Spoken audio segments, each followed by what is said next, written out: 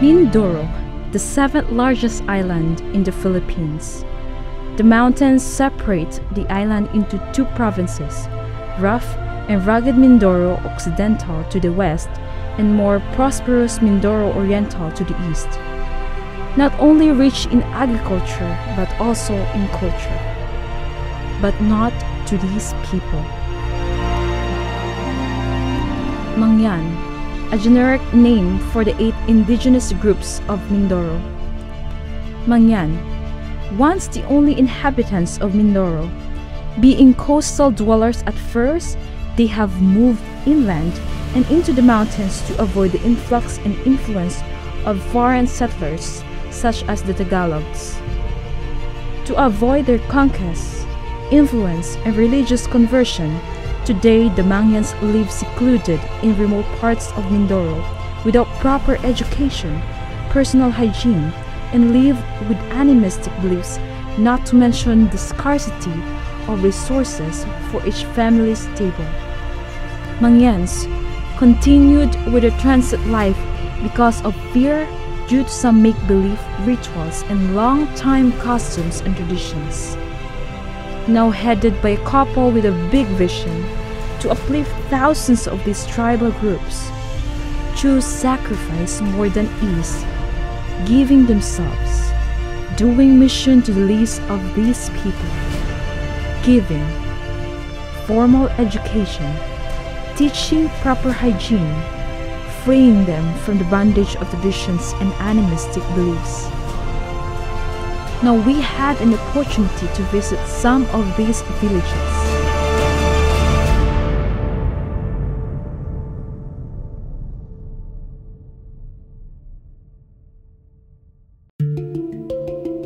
Itong si Mayor Lonito, yung Alangan tribe natin, sinabihan mismo siya ng barangay captain in front of many people, kayong mga Mangyan ay mataas-taas lang kayo ng kaunti kaysa sa mga unggoy.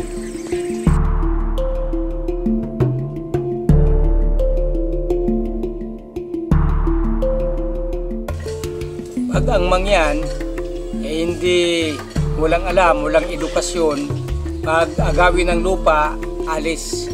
Pag ninakaw ang isang kalabaw, alis din. Walang karapatan, yung karapatan at kalayaan mag-abol.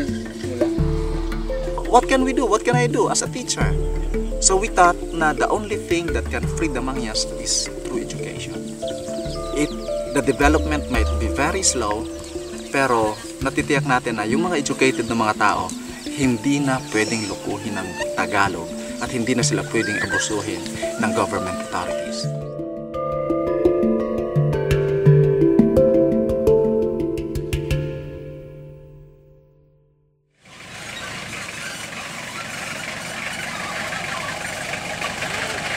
Kakanvas ako na para sa stipend ng mga guro, and then selling soya milk and tokwa for the needs of the school. Yung lahat na kikitain doon mapupunta sa stipend ng guro at sa school. So yun yung aking part, no? Na kapag ako ay nagka-canvas, kapag nalaman ng aking customers and subscriber na we are working for the Mangyans, tinutulungan nila ako na bumili kayo dito kasi this is for the Mangyans. Only 5. From 20, only 5 remaining. I'm working with the DepEd. I am a public school teacher. Yung salary na natatanggap ko, it's not for us. We'll just get the tithe and the offering, and we'll just get for food for the family, and everything goes to the work. Here, dahil ang daming work dito kasi ang mga estudyante na pumapasok dyan sa ating school ay halos tayo na rin ang nagpapakain. Kasi yung mga Mangyan parents na yan, every morning, they're going to leave to hunt for food, maiiwan yung mga estudyante. Kaya kapag nagluto ang missionary, it would be unselfish na para lang sa kanya. Kaya ang ginagawa ng missionary, luluto na siya ng kaunti, papalibutan na siya ng mga estudyante, at ang sabi nga ng teacher na ng missionary ay, "Sir, sa tuwing tatakal pala ako ng bigas, ay una na silang lulunok ng laway Kasi they are not going home every day to their during lunchtime because there's no food there in their house, in their individual houses. So they will stay in the school and wait for the teacher to cook food. Maybe the teacher would give them. So, syempre, we cannot teach unselfishness if we ourselves are selfish.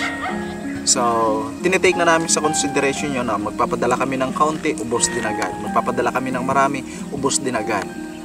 Kasi parang tayo na nagsushoulder ng kanilang pananghalian sometimes.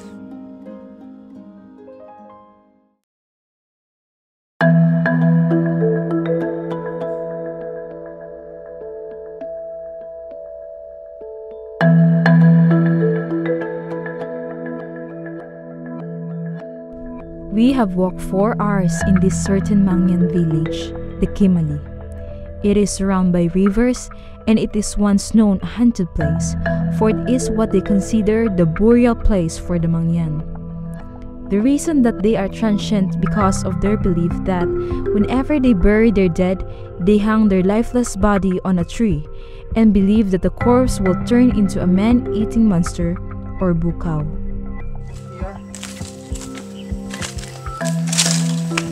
Here, the dead body. It used to have cellophane over here, but the flood took that away now. This superstitious belief continued until the arrival of Manuel, their teacher. Nung una, ang alam namin, ang dahilan lang ay because of food and economic status. But when we immersed to the culture, to the Mangyan people, we found out na sila nga ay imprisoned pala ng superstitious, ng belief na yung bukaw, takot na takot sila sa bukaw. Kaya kapag may namatay, nawawala sila kaagad sa isang lugar. Kaya mahirap silang tulungan, hirap silang tulungan ng government kasi kapag tinulungan sila ngayon, ay anytime ay mawawala sila.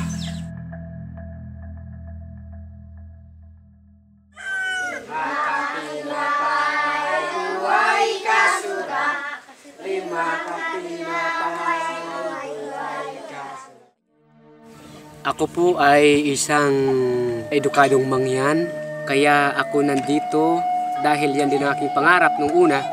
Sabi ko, Panginoon, kung ako'y nakapagtapos ng pag-aaral, dadalihin po ninyo ako sa kapwa ko Mangyan. Mas marami pang mga Mangyan doon pa sa kabundukan ang hindi pa nakakaalam pabalita ng Diyos. At ganun din sa kanilang mga edukasyon, hindi nila alam ni magbilang, ni magbasa. The nice thing din na nangyari is the volunteer teachers are from student summer canvassing program ng LE. So, yung mga estudyante, nag-stop na sila ng school and then join sa missionary dito sa bundok. Sila na yung nag-teach. Alam po ninyo, sa unang taon ko ay ayaw po nilang maligo, ayaw po nilang magbasa kahit magbasa lang sa tubig. Sinikap ko na turuan sila, subalit talaga mga 5 buwan, ayaw nilang lumapit sa tubig dahil sabi nila, sir, napakalamig dahil ito'y kultura namin, ayaw namin maligo. So dala-dala ko yung sabon, dala-dala ko yung shampoo, dala-dala ko yung toothpaste, toothbrush. So, tinuturuan ko sila sa ilog, ako po yung nauna, tapos sabi ko, tumingin kayo sa akin, kung anong gagawin ko, yan po ang inyong gagawin. Minsan wala pa akong pagkain, kaya minsan umiyak na lang po ako, hindi ako makababa. Minsan ako'y pumupunta lang sa bahay, makipagpintuhan para mawala lang ang gutom. Ang lugar na ito ay napakainit. Wala kang makuhang pagkain, tuyot lahat. As in, wala kang makuha, wala kang gagarden man po ako, gagawa man ng garden. Pag isang buwan, dilig ng dilig, mamaya naman ay tuyo naman. Kaya wala po akong maasahan. Ang tingin sa kanila ng mga Tagalogs ay tamad, pero hindi sila tamad. Pero paano ka magsisikap? Paano ka tatanim sa mga situation na kagaya nito? How can you produce vegetables out of these dry grounds? Kasi yung mga magagandang mga area, occupied na rin ng ibang mga Mangyans. Occupied na rin ng Tagalogs yung iba. So, ang naiwan na lang sa kanila is yung talagang basically na mountains yan, stony, rocky mountains, na talagang useless kapag magtatanim ka dyan. Manuel, with his cousin Mercy, a high school graduate Mangyan, also became a volunteer teacher of kindergarten class. As a teacher, she saw herself and her life before growing as a child with these children's daily situation. One piece of pencil equally divided by 3 pupils. They would often listen to stories for hours because the teachers are even lacking with their supplies to teach the children in the school. I asked her what are the immediate needs of the students. Mga lapis po. Kagamitan po. Kasi minsan po kami pag magaligo, isa lang po ang toothbrush namin ng lahat ng aking estudyante. Ang Colgate. So sa toothbrush, nagsishare-share kayo? Opo, yung toothbrush. Isa lang po. Tapos, pagkain po. Mga sabon po. At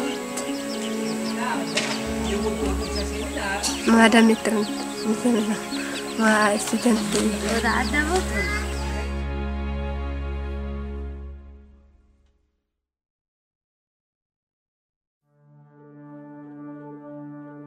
Nung una ko po silang ma-meet, actually sabi ko, hala, kakayanin ko ba itong lugar na to? Kasi po, sabi ko, hindi ko kaya yung smell nila. Kasi po, syempre nga po tayo, araw-araw tayo, we think about everyday. But sila po ay, naliligo nga sila pero they don't use soap. Tapos hindi rin po sila nagsashampoo. Kaya sabi ko, hindi ko kaya yung amoy po nila. Tapos sabi ko, bakit ganito yung culture nila? Yung madumi po yung bahay, tapos kakaiba po yung mga ginagawa nila. Another po is food. So, mahirap naman po na bumaba ng madalas, so magsistay ka doon. Ang ating po food ay fruits and vegetables na mas madaling masira po. So kapag nagdala doon ng pagkain, yung kakayanan lang din namin na madala, at kapag nag-last na ng mga ilang days, so mauubos na po yun, ang mangyayari po, syempre, kailangan mong kainin kung ano yung available doon sa paligid. Kaya marami din po karanasan na yung mga estudyante mismo nagdadala sila doon ng pagkain na hindi namin inaasahan. Yung mga panahon na yun na wala na talaga kami makakain, Panginoon, fasting na to. Sa paliligo, lahat tinuruan ko sa paghugas ng mga plato, sa paghugas ng mga kaldero, tinuruan ko po sila. At natutulog din po ako sa kanilang bahay. Ako yung naghugas sa kanilang bahay ng plato, mga kaldero, inayos ko talaga, winiwalis ang bahay, tinuruan ko sila. Dahil ang aming bahay ay nandyan ang manok, nandyan ang aso, nandyan po ang pusa, at kumari pa nga baboy nandun eh. Isa lang po ang aming tulugan. Kaya minsan, pagising namin, may ipot na ang aking kumot, mabaho na, pero ganun pa man tinis ko dahil gusto ko nga silang maabot para kung anong edukasyon na meron ako sa ngayon, darating balang araw ay mabot din nila kung anong natanggap kong edukasyon, ganun din sa kanila balang araw. Ang school ay meron lang roof. Thank you dun sa mga people, sa mga tao, sa mga kapatid na nakarinig ng testimony ng Kimali. Brethren, thank you very much. God used you to at least provide that GI sheet there for the roofing of the school. Pero roof pa lang yon. Tingnan nyo wala pa siyang wall, wala pang bahay ang missionaries. Water system, livelihood project natin para sa mga katutubo, yun ang napakalaking needs. And of course, dahil ang ating ministry rito ay faith-based, wala tayong stable sponsor, pero ang kailangan din syempre, we cannot invite other teachers kung wala tayong pang-stipend man lang ay sa present teachers ay kulang pa or bihirang makumpleto yung stipend nila. Kasi hindi lang itong village na ito ang naghihintay. Villages around us there, the Maybasuri, the Bayabasan, near Manango, they are waiting. Meron pang 3 villages ang naghihintay sa south ng Occidental Mindoro. So wala tayong kayang i-supply so far. So we are taking the steps forward slowly and risking everything. Love, is your motivation to sacrifice for these people. This is not just another good story. This is a life interwoven with culture and a heritage sustained for many centuries. Saving the race is a choice, a decision to be made by people like you and me.